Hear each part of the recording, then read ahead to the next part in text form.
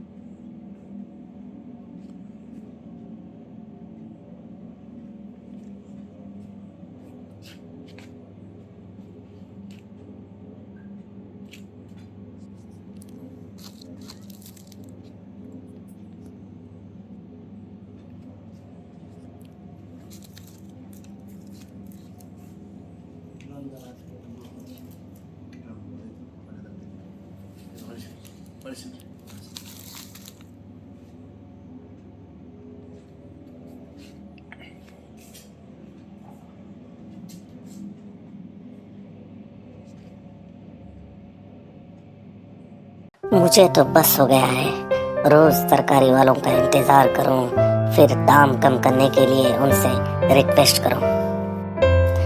अरे दीदी, अब बिगोज है ना, वो भी बेस्ट क्वालिटी के साथ, अच्छे डिस्काउंट के साथ, 30 मिनट में आपके घर तक। सच में? जी हाँ।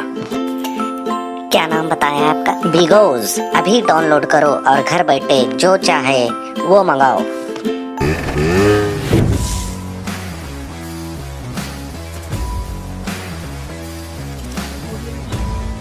और खबरों के लिए देखते रहिए बी न्यूज नेशन।